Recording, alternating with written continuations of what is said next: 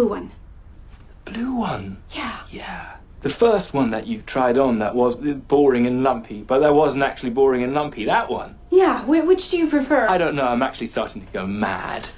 Hello and welcome to the All Good Stories podcast, where we believe all good stories belong to Jesus. And when we look for Jesus in the stories around us, we find him more fully in our own. We're your hosts, Chris Bowden and Simon Campbell, two millennial dads who love pop culture and making connections from the content we love to the God who loves us. And in episode 23, we're going to be back in just a minute as we find the good stories in About Time. Hey there, Simon. Welcome to episode 23. I'm excited to be here with you, and I gotta admit right off the bat that I am coming in with some sort of upper respiratory infection because, you know, we're still in February in the state of Iowa. We are. I'm just looking forward to more cough laughs that are classic Chris Bowden specials, and I'm here for it. I weren't wheezy enough when we have a good laugh here in our podcast. I just get to encourage all that. But here we are, Simon, with our very first R-rated film for Isn't that the All funny? Good Stories podcast. That's of funny. all movies. I didn't really even think about that as we were selecting this one. It doesn't really feel like an R-rated movie when you watch it, but kind of ironic that this is our first one that kind of delves into that. Deadpool. It's not like something more aggressive, like, oh, this like romance story about time. How great. Yeah. And to be clear, we did have an original intent with this movie of thinking, oh, this could be great for Valentine's Day. And, you know, and then life happened. Yeah. And then we went, you know what? We should record another episode. And now it's the end of February. So happy belated Valentine's Day to all of you. We hope it was great. At the time that this come out, it might be March, you know? So we hope the romance in your life is doing great. L for love. Good times. So, Simon, right off the bat here, we're going to get into some quick facts about the movie About Time. And the first thing I would dive into, which I think is just fascinating, is that Rachel McAdams apparently has a thing for time travel. If you look back at her IMDb history of movies, she has not one, not two, not three, but 4 different movies that involve some sort of time travel. So let me take you on the ride. Okay, I know 2 of them, but I don't know about the other 2. Okay, so what are the 2 you think you know? Well, this one and then Time Traveler's Wife, right? Well done. That's right. So you've got The Time Traveler's Wife in 2009. Then you got Midnight in Paris in 2011, where the protagonist, Owen Wilson's character in that movie, he like mysteriously journeys to the past each night, right? So while her character isn't involved, it's like, oh, this is an element. And then, of course, you have this movie About Time in 2013. So those are all like back to back to back. And then you wait just a little while, and you get to Doctor Strange and the Multiverse of Madness. I was going to say, here we go. Okay. Yeah, all right. So whether that's, you know, I guess you get 2 even in there. You could technically say 5. You get Doctor Strange and then Doctor Strange 2. Each of those are pretty different in their genres, and I suppose Time Traveler's Wife and About Time are somewhat in a similar vein, but still, like they're kind of all in a different genre. That's kind of funny. That's right. One of those good thread to pull. Yeah. The more you know. Yeah, good job. And so then we look at the box office for this particular movie, and this made domestically $15 million at the box office. So, you know, sure. But internationally made $71 million. Yeah. So the American box office was really not at all interested in this movie, but a lot of other people were. Well, it's a British film, so... That makes sense. The production budget of this movie is about $12 million.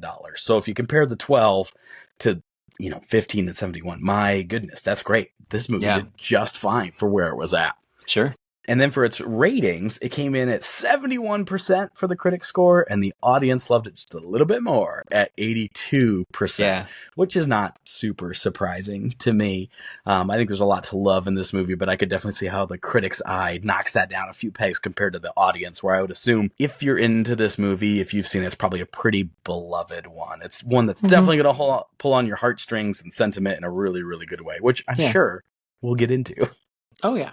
No, I think this is one that stands up to multiple viewings, and I just know that this is kind of one of my quick quick recommendations for especially like a couples movie or whatever of something that's kind of fun to watch and that appeals to a wide audience of people. Like you don't have to be into time travel, and you don't have to be all in on rom-coms to appreciate this movie. So I just think there's a lot here, and it's just a good movie overall. So it's a quick recommendation for me. Yeah, that's a really good way to describe that. I had not seen this movie going into it, and so my wife and I had the chance to watch it, per your recommendation. Yeah. Coming out of this, we were thinking about, what movies could we do, and sat and watched it. And I very quickly started this movie, went, oh, I know exactly why Simon likes this movie. Like, I could kind of catch the vibe already, and you're right. It is really, really good. So I'm excited to talk about it. So Simon, as you mentioned, this is a British movie, and so I don't know. There might be a chance that some of those red-blooded Americans out there might not have seen About Time. So if you fall into that camp, Simon, give us a quick rundown, quick synopsis of About Time. About Time is a romantic drama with a twist that one might call timeless. The story follows Tim Lake, who discovers from his father, who always seems to have time on his hands, that men in their family have the ability to travel back in time within their own lives. Tim determines that he will use this gift to improve his romantic prospects and uses this newfound ability to win the heart of Mary. However, he soon realizes that time travel can't solve everything, especially when it comes to love, family, and inevitable changes and challenges. This film tells a poignant lesson that life isn't about perfect timing. It's about cherishing the time you have. All right, Simon, time to do what is a new segment for us in 2025 called Rent-Free Replay. An opportunity for us to talk about some moments that live rent-free in our heads with us or with our families from this movie. What are moments that you've just held on to, carried with you? Maybe they become quotable. And if you have some moments like this for yourself or with your family, we'd love to hear about them too. Yeah, and I think that for this one, we've watched this movie a number of times. It's been kind of like one that we'll return to from time to time. But there are just some really precious moments in it. Less of like quotable moments as far as that goes, but like memorable ones for me. Like one of the ones that stands out to me for sure is Tim's father's best man speech. When he comes and does it again. It's just like they're just one like those moments and with Uncle Desmond and stuff kind of receiving the love like for a British audience, like very effusive, evocative, like are you saying that the British aren't great with their feelings, Simon? No, is that that's what you're trying to tell people? That's why it's a big deal. Like, right. He's like, I'd rather let myself down. I hugged him, like, or whatever. Like they're very more closed off emotionally. So I think for me that's a really, that's a favorite moment. And then this was a little bit more of a non sequitur, but like when Tim is reattempting to meet Mary again after he's met her the first time and is poorly trying to set this up and has to start over again, like, and go off and time travel and then try again. There's one excuse that he has where he says, never trust a blueberry, because he's like claiming indigestion. He had like this muffin and, I'm sorry, I have to go. Never trust a blueberry. I just like, that's such a great little line and little nugget to put in there. Yeah, that's so good. In a similar way, I wouldn't say there are any particular like big quotes that probably live rent free for me here. Yeah. But definitely moments. And one for me was this perfect scene. It was so thoughtfully made where it's the dark scene in the cafe. Or the restaurant when Mary is meeting Tim for the very first time, and it's all dark. You can get this entire dialogue of them going back and forth and see the time ticking by, and it is a dark screen for a fair amount of screen time. It's great. It's really impressive. But the catch is that they ruin that scene for me because Tim ruins it and it no longer exists, and that just like. Oh, it just kills my heart. Even when I think back to that scene, it just like hurts me. Yeah, because I know it didn't end up in their real life story. First meeting didn't happen, right? Yeah. Yes, I'm like, oh, that's awful. How dare you! So I hate that aspect, but the scene itself was so cute and so good. It immediately just attached you to like their potential as a couple and their relationship. It just clicks in a really good way. Yeah. Another one for me is just Dad's vibe overall in general. Like Bill Nighy's vibe is so good. He's so chill. Like go figure, he's got all the time in the world.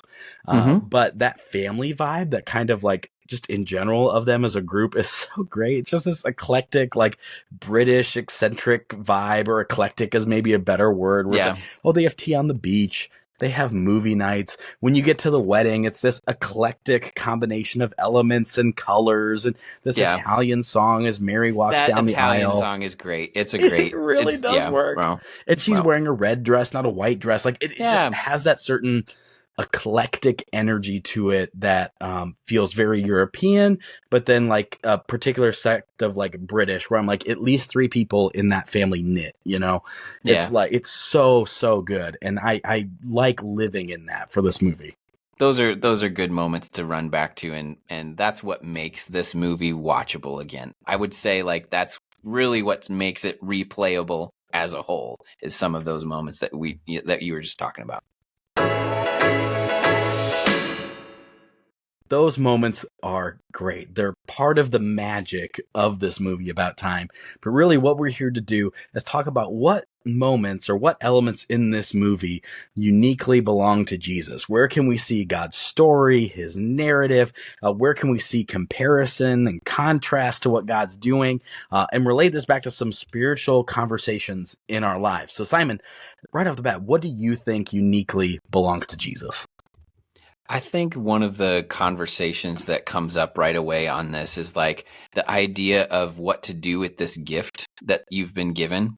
And I think that that's an area that can belong to Jesus, because even one of the early conversations, because I love how they waste no time, like kind of setting up the premise, and then all of a sudden you're like, okay, this is the twist is the twist of the movie, so efficiently you're done. Like, I'm in. The way that they present that too is so clear, and I appreciate so much the rules involved with time travel. Anytime you get into a time travel movie, you're like, oh no, what am I going to have to remember? It's very clear. What are we going to have to screw up? Where's the butterfly effect? You know, and it doesn't feel it doesn't feel sci-fi at all. It just feels very like it super feels accessible. It feels very natural almost. Yeah. And I think one of the things that is a great moment is when he's sitting down with his father talking the first time, and they're kind of like big, oh, this is a big revelation, like so, and Tim asks his father, so what have you done with it?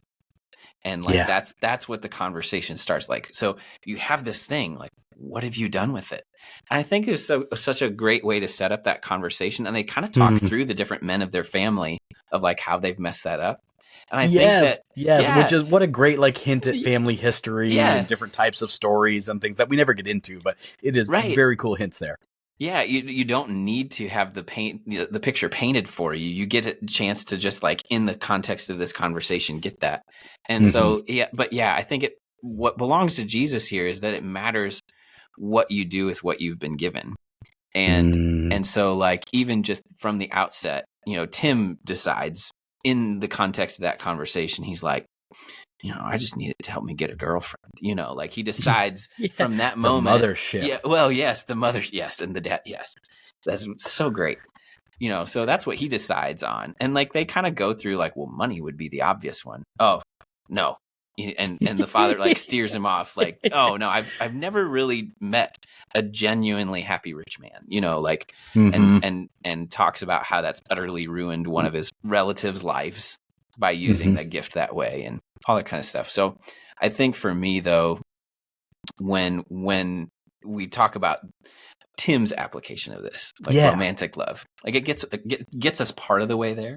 But I think just the idea of using it out of love, not romantic love, but for love of God. Like if we talk about this, like you don't have to be a time traveler to say, well, how am I going to use this gift of time?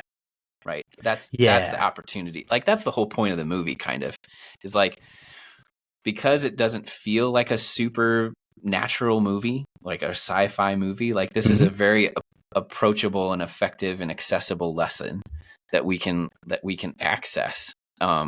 And so rather than using it for romantic love, you know, if we use our time out of love for God and take that lesson one step further, then we can use it for the things that will make our lives the way God wants it to be. Because that's the answer that his father says, like, well, this is the big one. You use it for the things that you think will really make your life the way you want it to be. But our opportunity, and when we think about the gift of time that we've been given, is how can we use our time that will make life the way God wants it to be. And that's where we're going to find true happiness. Yeah, that's exactly where I was heading in this too, was like making the most of every opportunity. It's Ephesians 15. That's so good. That's so good. If you jump in there, it's like be very careful then how you live. Mm-hmm. Not as unwise, but as wise, making the most of every opportunity because the days are evil. And I was just like, man, does that not paint the picture right there? Because Tim starts this journey focused on stuff for himself, right? Like trying to figure out like how I get a girlfriend, or I messed this up. I got to fix this scenario, right? But then he develops, right? We see that progression over the movie where he continues to learn lessons from his father. And at the end says, hey, I took that another step forward, right? Which is, I think, ultimately where we want to land, where he says, I don't even go back at all anymore. Yeah. He says he's learned to make the most of those moments here and now in the present. He's learned how to live that way now, which I think we all have a deep desire to do. Yeah, you're right. Yeah. We all have this desire to live in the present moment, to be fully present with people, to appreciate the world around us. And I really do think that the Holy Spirit plays a pretty big role in our ability to do that. Absolutely. I'm really only able, I find, usually able to put myself in a space like that when my relationship with Jesus is healthy. Like that's usually a pretty good gauge of my spiritual health, is going to be my ability to be present with the people I care most about. Yes. And am I able to slow down and appreciate what's around me? One of my favorite scenes in this movie is when he's talking about his dad teaching him to go back and live your day again. Yeah. When you see him do that throughout his day in the coffee shop with the gal behind the counter. Yeah. When they're running through the atrium to the court case is one of my favorites, where he stops and he goes, "Isn't this a beautiful lobby?" And Rory's just like, what are you talking about? Yeah. Right. And just to keep going. Right. And I'm just like, that's why I want to live my life. Like I love being able to pause and just catch these beautiful moments in the beauty of what the world is in our everyday lives. Yeah. And I think, go ahead. Yeah. I think he even just says, like, just notice how sweet life can be, I think is one of the lines from there. And I think that is the state of mind that we all want to get to. And I think that that's like one of the things that we see resonate in terms of like embracing the beauty of what God has given us and embracing that gift of life and of time. Like, I think that's a very biblical thing. But yeah, it's so laid out in a unique way in this movie. I think it makes it really accessible. Yeah. And I think the other side of this is really like this element of control. We all tend to feel, and I think Tim feels at different moments earlier on in the movie, where he is really just trying to control some of these moments. What drove me nuts in this movie, which I started to feel weird, was when he tried to re-meet Mary. It felt so controlling or manipulative of trying to like make this thing happen again, where I was like, this is gross, right? I'm like, is the tension going to be that she finds out that he can do this? And she's like, what, you just manipulated me into a relationship with you? Like, I'm like, is this the conflict that's going to show up here? And thankfully not. Like that, that'd have been exhausting. I don't think that'd have been as good of a movie. But for me, there's just this control element that I think we all feel, especially in regards to our time or moments. And it made me think of Ecclesiastes 3 from Solomon, where there's a time for everything. And it's just about trusting God rather than trying to control all this time. Like there's a time for everything. There's a season for every activity under the heavens. And so it's just saying, like, God's got all of these seasons, all of these moments. He's the one you can trust with what's happening now, what's in your present, what's in your future. You just got to be able to relieve some of that control back into God's hands for what it is that he wants to do in the season that you're in. Well, I think even at the end of that passage, it says something about like God has made everything beautiful in its time. Yes. Yeah. And I think that part of that is really powerful for like understanding that when you do believe that and take the lesson from that part of scripture of saying like there's a time for everything, like this is a gift from God. It's a gift from God to like do our day to day, to toil, to reap the benefits of our work. to eat and drink, whatever, all the other things that passage lists. Yeah. Like then that's when you can understand that all of this is a gift from God, you know, and even the mundane, even the time, like because all of those things, there's a time for this and this, and like these are very like everyday things. All of those things are a gift. Even the passage that you brought up from Ephesians, like that's one of the ones on my like monitor at work, and that's of like cool. having to look carefully at how you walk, not as unwise but as wise, making best use of the time. But my scribble makes it says because the days, but it makes it look like because Tuesdays are evil. So every time I just kind of laughed. Somebody came in and asked, what's wrong with Tuesdays? Like that was me, by the way. Oh, it was.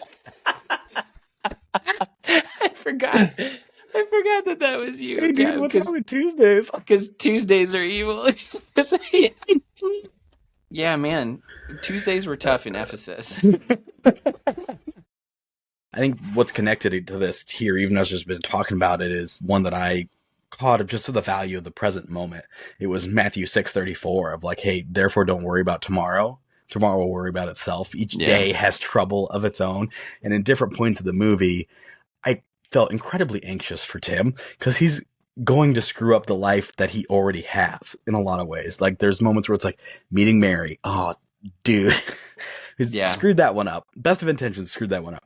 And then this moment with his daughter, where his daughter gets replaced by a different kid. Yeah. I mean, this has turned into a horror movie for me for about like 30 seconds of time. See, I was like, and that's so funny to me that you experienced all of those with such anxiety. Like I feel the embarrassment of those moments. Yeah. But like, I'm not like concerned that he's gonna like mess this up. You know, like I absolutely had that fear going in. So I was funny. Maybe I've just been watching too much dark television, but like I'm just waiting for everything to have like this dark twist. I'm like, no, you ruined it. You know, and it's hard for me to remember what it was like watching the movie for the first time when I didn't know what was going to happen. You know what I mean? Super interesting. Yeah. Because it's been such a long time since my first viewing of this that, like, I'm guessing maybe I would have been a little bit more angsty about it. But that's so funny. Oh man, this was not a good time for me to maybe have that scene with the daughter because I mean, like, I've got a 2-year-old at home, right? And I love her so much. And if something were to have happened that I knew I did, and I come back and it's like a different kid than my daughter, I just like I could empathize way too much with whatever that scene was. And I was like, oh, I gotta shake this off. This is bad. I don't like this at all. Yes. Just like where you have to like unconvince yourself that there's any remote possibility that this could happen. You know what I mean? That this could actually happen. As you say that now, I realize just how ridiculous my worry is. Well, you know? Right. Like, you have to. But it is like I remember like when you get really into a movie, not necessarily this one, but others that you have to be like, oh yeah, but that's just a movie. This is not actually. This is not actually possible. You know. See how connected I was to this content, Simon. Just shows how good it really was. You're just recommend in. It. I was all in. He's all in. But the point for me is like, man, how often can we get in our own way of like trying to make moments or trying to control what's in front of us or trying to make or fix these moments when it's like sometimes the beauty is the fact that the moments don't work out. Sometimes the beauty is that you're going to trip over the shoes walking into a room, right? Those create memories of their own.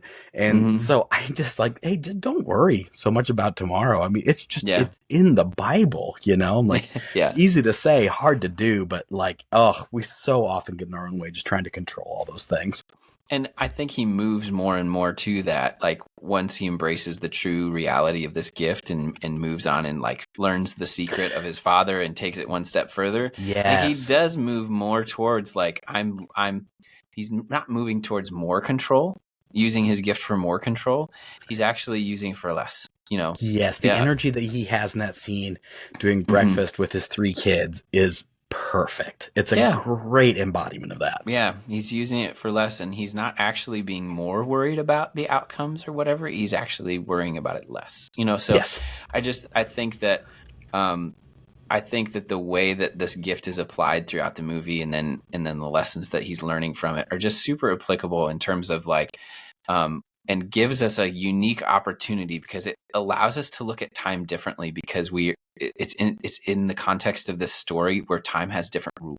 Like, so we're able to see some of the realities of maybe our own life through a very like kind of depiction of a pretty normal life, normal family relationship kind of stuff, with this little twist that allows us to see time differently and can maybe help us unlock and realize how we can use that gift differently in many ways, more in line with how God wants us to. I think so there's just some good opportunities here.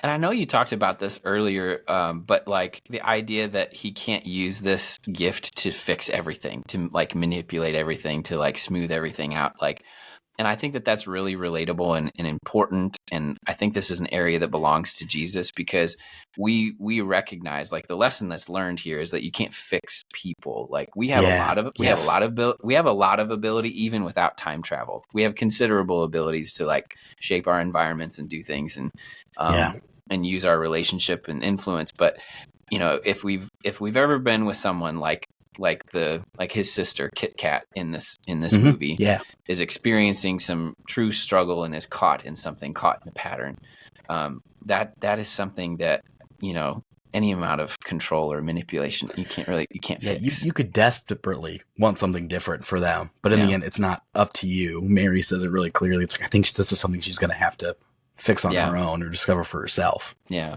And I think the area that belongs to Jesus there is like, God is the only one that can do that. And oftentimes what happens is God ends up making the same choice that Tim ends up doing, is he lets the accident happen, right? To Kit Kat. Oh, wow. Yeah. He lets the natural consequences of the choice that she's making happen. Mm-hmm. And in Romans 1, there's a passage that talks about God gives, we're talking about human nature and sin nature, that God gives humans over to their desires. And in a way that's, giving ourselves over to the natural consequences of rejecting the truth that he has laid before us. Right. That's what that chapter in Romans is about. But balanced with this is something that happens later in Romans, and in Romans 8, where God uses all things for good for those who love him and called according to his purpose. And so, even though we have those moments where God allows those things to happen and allows us to experience the consequences of our rebellion, like he's going to do that only out of our good, so that he might lead us to repentance. So actually some of those things of allowing those consequences to happen can be a kindness that leads us to repentance. Yeah, you and I are just wrapping up a season in our church lives of walking through the book of Amos, right? And so you see that in a very different way. Yeah. But God essentially tears down the entire people of Israel. He's like, y'all have jacked this up. Like, this is a mess. You're no different than anyone else. Some natural consequences, right? right? He goes, I have to do something about this. Like, I can't build my kingdom off of whatever it is that you're doing right now. Yeah. So I got to tear this thing down. Yeah. And we got to have an opportunity to go in a different direction. And we bring Jesus into the picture some 400 years later to start this new journey. But just like, oh, hey, there's another example of God being like, we can't work with this. We gotta change this. Yeah. And what I love represented in this movie, I think, really is the superpower that we can have in our relationships, which is just the value of presence, particularly in Kit Kat's story, where what do they do after the accident? They're just sitting there. They just sit. And they just stay. And they're present. And they say, we're not going. We're not going. We're not leaving. We're not leaving you. That's kind of like what we would talk about, like sitting on the fire with somebody. Like you're sitting in it. You're in the heart with them. Yeah. Yes, you're in the that's heart. exactly right. You're sharing that hard space with them. It's what empathy is designed to be, right? Yeah. Like, I don't understand what you're going through, but I can be here in you, here in that with you, and be present with you as you're going through that. Yeah. And really, that's all we need. I think a lot of times we feel like we have to do something. We have to manufacture something. We have to try and make it better. It's like, we can't do that. The best gift you can give someone is your presence. To communicate, you can care. Sometimes just by not doing anything, you know? Yeah. And what a challenge that can be for us when we have such an inclination. It's just staying in it. Yep. And staying in it and weathering it with somebody in that. Like, because all of those things, and it's the antithesis of what he did the first time of trying to use his gift to control this, and literally took his sister back in time to like right this wrong, or like, avoid meeting this guy. And then back to his dad saying, I never said you could fix things. I very specifically said we could never fix things. I love the little Jesus mention that gets in there of it's flawless. It's so great. Look at Jesus. He's the Son of God, for God's sake. And look how that turned out. Life is a mixed bag. Yeah. Yeah, that's right. No matter who you are. Yeah. And that's so well stated in there. And I think it's one of those moments where we recognize that we can't fix it. And at the end of it, he ends up spending way more time, like waiting and waiting. Like, ironically, the guy who can time travel is just stuck waiting. Yeah. The guy who can control things in the past, to some extent, is stuck, like, not in control and just having to sit in that hard with his sister. You know, it's cool. I think cool. I think it's a cool moment. The last thing that belongs to Jesus for me really is this idea. I'm just going to call the headline, "We Vanish." I think the movie is best summed up in James 4:13 through 15. And it goes like this. Now listen, you who say, today or tomorrow, we'll go to this or that city, we'll spend a year there, carry on business, and make money. Why? You do not even know what will happen tomorrow. What is your life? You are a mist that appears for a little while and then vanishes. Instead, you ought to say, if it is the Lord's will, we will live and do this or that. And man, if I just didn't get absolutely arrested by, what is your life? You are a mist that appears for a little while and then vanishes. The moment for me that made me think of was the dad reveals that you can't go back beyond when a child is born, right? There's some biological stuff going on that's going to make this a problem. And the great time travel rules, by the way, like way to tamp that one down. That's so good. Yeah. And so since he has to like go from this point forward and know that the past is lost, it's gone. He says, just like for everyone else. Yep. Right. And so eventually saying yes to the future of his future children is saying goodbye to the past. Yeah. Such a good line. It's a beautiful, like, poetry. So great. Yeah. And then, eventually he has to let go and lose his father as well. And so what it made me think of was this book by Pete Scazzero called Emotionally Healthy Spirituality. And it has 5 big, like, promises of your life. And those are, your life will be hard. You are not in control. Your life is not about you. You are not that important. And you are going to die. Let that be an encouragement for all you out there. Yikes. And I just like, those make me so happy. I love all of those so much. Maybe it's like a little, again, part of my dark sense of humor, but I love how sobering those are in such like a healthy way for me, because I look and I go, guys, that is exactly what life is. That, like, you could not say it more clearly. It's just a very negative lens to view it through in its wording. But for me, it makes me so happy. It's like, you're going to die. Like, how freeing is it to face the reality that you're going to die? You know, like, I'm not sure where you're going with this, but buckle up, homie. I get very passionate about this because I think sometimes we get caught in the fear of like, what is tomorrow going to bring? What is going to happen? Yeah. What do Jesus, I need to control? Jesus says, what if, which of you can add 1 hour to your life by That's worrying? right. That's exactly right. And so knowing and facing this reality, or having some sort of peace about the fact that, hey, the past is lost. Somewhere in scripture talks about like, stop worrying about that, right? Like that's back there. Keep moving forward. I'm doing a new thing. Let's go. And saying like, you're going to die someday. Like, it sounds funny to say out loud, you know, because I don't really know why, but I actually heard you say, it makes me so happy to say that. It does. It really does. Because let's face the reality, right? Yeah. Like, I'm going to die and that's going to be great because I get to be with Jesus because I believe in Jesus. You know, like that's a good thing. To live is Christ, to die is gain. Yeah, right. And so I don't know. That has always been an encouragement to me that I think I see represented in this movie of like, there's this like letting go. There's this process of coming to face with the reality of how the world works. You can't control this either, right?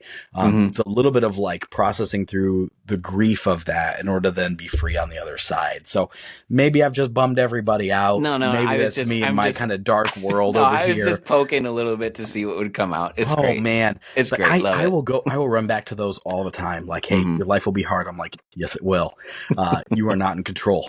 No, I am not. Yeah. Your life's not about you. No, it's not. Such a good reminder. You're not that important. Yeah. And you're going to die. There's something good about being able to say the worst, and then the worst thing that could happen, right, is all of those things. And then just realizing that, like, even if all of those things happen and life is hard and all that stuff, like, it's going to be okay. It's going to be okay. And there's comfort in being able to say the worst and know that that's all right. All right, Simon, now it's time for some Love It or Leave It, an opportunity for us to talk about what we loved and what we could have done without along the way, and hear how the other person feels about all that. I don't have as much as I do for most of our movies, but I think there are some good ones in here. The first one for me, Love It or Leave It. So here's my take. The Truly Blind Date was one of the most unique introductions in a romantic drama or a rom-com, and was the best possible way they could have met in this movie. Oh, I 100% agree. So I'm going to love that, with the exception of, I don't know how many rom-coms you've seen, because they're all ridiculous. The way people meet in these are insane. Like but in terms of like the classic meet cute kind of things, like some of those are so tired and so frustrating. Do you think so it's dumb? better than this is so good? While You Were Sleeping, where she has to save him from an oncoming train car? 100. It's 100% better, and I love that movie. I love that movie. Oh, it's a good one. And that's when we're like, that's a pretty good setup. That's a pretty good. She just saves life, gets in a coma. The story goes from there. But I'd say it's better than that one. I think the scene is so endearing. The scene is so cute. The only part that I would say leave it is the reality that there's you that like with the time travel. It doesn't exist. It's not real. It doesn't happen. He's robbed them of it. It's gone forever. So I got to leave that still. I'm just like, just how much of angst. Because he's redone these things, how much of your relationship is a lie? You know, like there is like a certain manipulative quality to that with their relationship that does make me go, a little dicey, but that scene is so good. Like, that's probably where the movie started to click for me. I thought the vibe between him and Dad was already going to be good. I'm like, I'm here for that. But then when they actually started to introduce the love interest here, I was like, oh, okay, we're cooking with something. That's pretty awesome. And I actually think there's a line in one of the songs. I looked this up, and this is something that you completely miss if you don't literally Google it, because it's not in the subtitles. It's not anything. But there's a line in one of the songs that I think totally changes kind of some of what you just said. So it's the "Into My Arms, O Lord" song. Like, do you remember that? It's like it's one of the montage things, kind of around when his dad is dealing with stuff. But anyway, okay. Here's the lyrics. I don't believe in an interventionist God, but I know, darling, that you do. But if I did, I would kneel down and ask him not to intervene when it came to you. Will not to touch a hair on your head, leave you as you are, if he felt he had to direct you into my arms. Oh, how romantic. So what's that? What do you take away from that then? So I think it's talking about like not wanting to control, but like if he believed, if you believe in God who is active in our life and is moving, that like he would want that love to be authentic, you know, and the only and you see what I'm saying? And like I think that's a very God thing. Like God uses our free will because he wants our love to be true. And in the same, like, just the fact that song exists in there, it's just really, really buried in there. Yeah, there's like an undertone of that, of what's kind of coming through, and like the freedom that's developing there in the way that Tim's moving through his life. I can see that. Yeah. So I think that's the desire. I don't think that we're supposed to feel any of that sort of manipulation. I think you could totally make this movie differently and absolutely make this gift that manipulates and makes that whole relationship a lie. Oh yeah. But I think like because of the way it's portrayed and the way it's used, we're actually supposed to believe that like this is the only thing that he would want to be like not tainted or manipulated.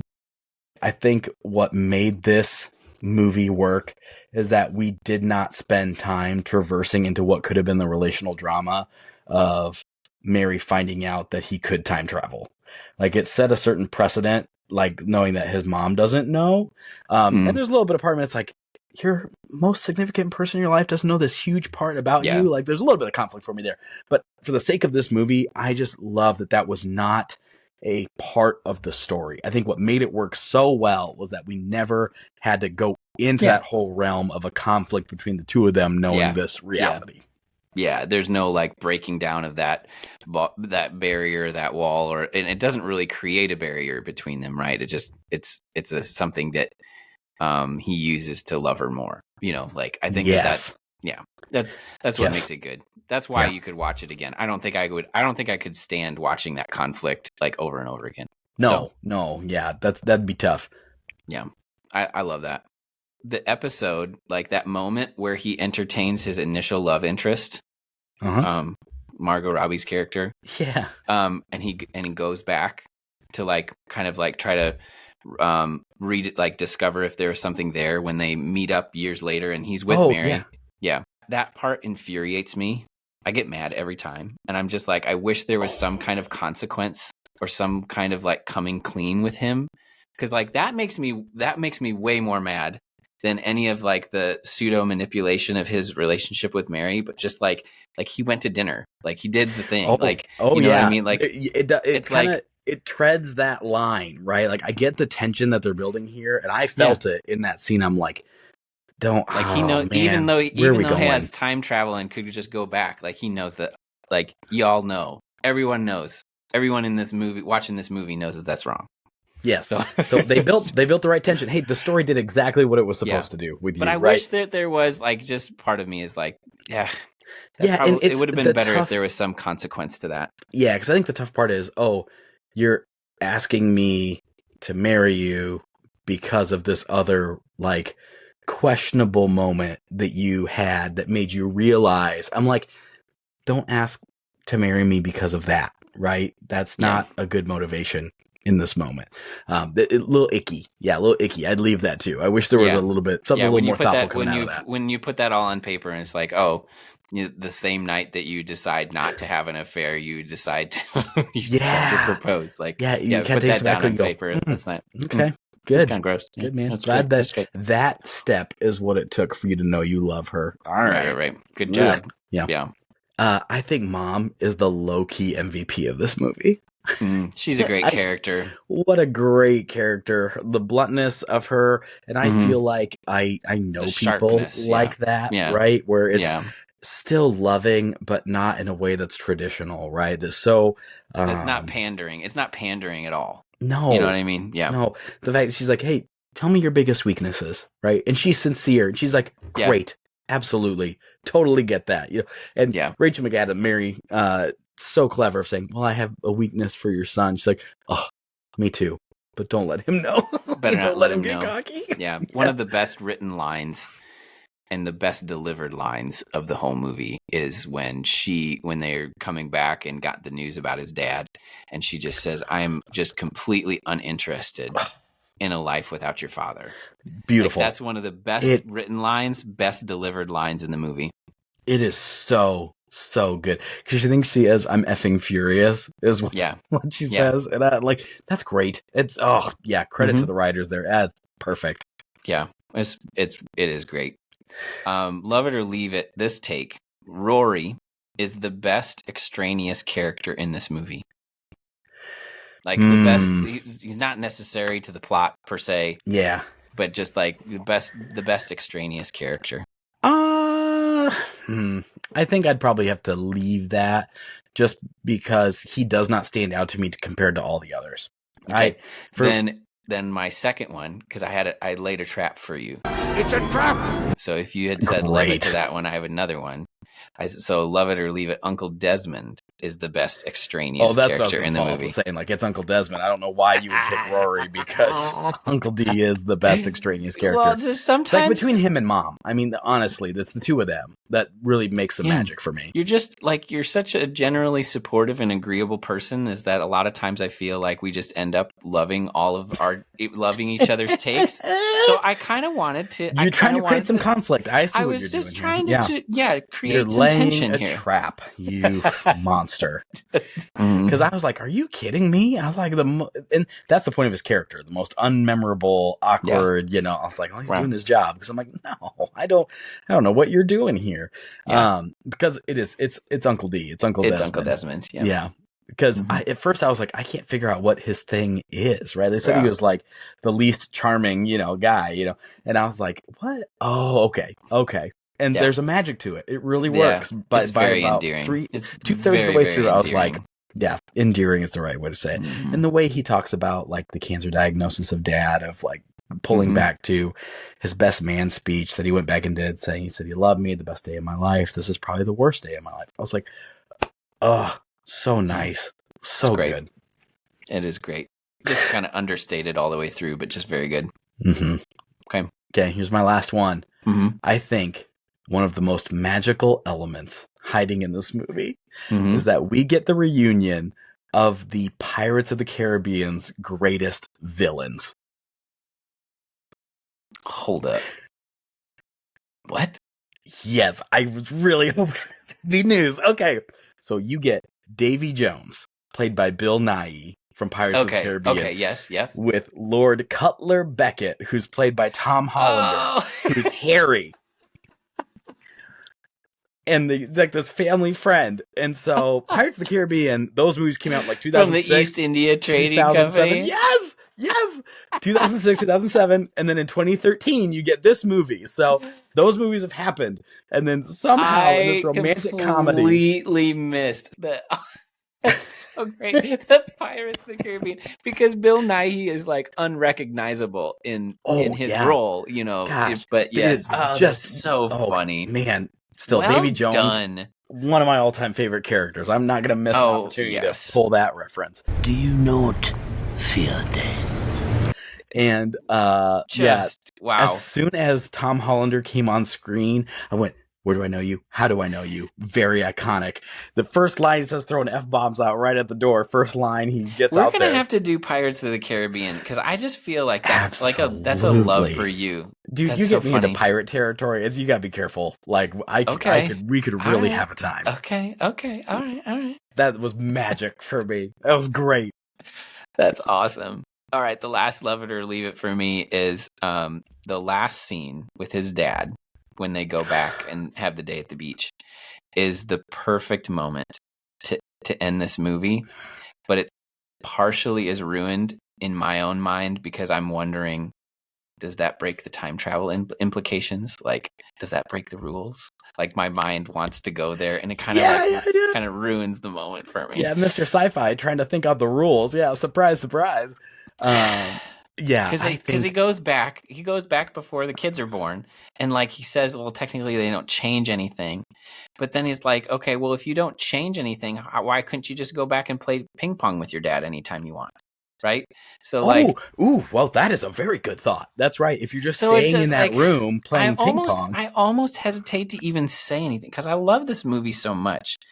Like, don't worry, you're not going to rip it all apart in this one line here. I mean, but why do I have to? I wish I didn't have to think that, because I would like to just leave that moment as it is. I would, because it's just a perfect moment. Well, let's just say I leave it and say that's stupid. Don't worry about it. Thank you. That's what I need to hear from you. Yeah, let me say that for you. Yeah, leave it, Simon. I'm so sorry.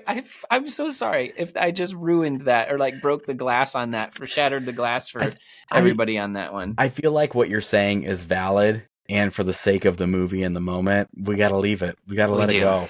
Because I would agree, it doesn't follow the rules. He even says we're breaking the rules. Let's just say it's fine. It turns out fine. We see that it's fine. Yeah, it's good. It's a great ending. Well, Simon, all good things must come to an end, including this episode. Thanks again for joining us for episode 23, and we hope that this has been a fun time for you. But our greatest desire always is that this is doing for you what it's doing for us, shaping the way we watch movies and sparking spiritual conversations around them. And we would love to keep the conversation going with you, because we know there's all sorts of other good stories out there in About Time. Man, there's so many good layers and nuances here that we just simply do not have time to talk about here. And so we'd love to hear more about them from you, especially in a time traveling movie. Maybe there's something you've caught. Maybe you have something to come back on. Maybe you're also absolutely anxious about this movie and help support me in this here. Whatever it may be, you can track us down on all of the socials, whether it's Instagram, TikTok, or Facebook. And we just love to connect with you and keep the conversation going and learning from you. And remember, all good stories belong to Jesus. And if you choose to give your story to Jesus, you can be sure he'll make it a good one.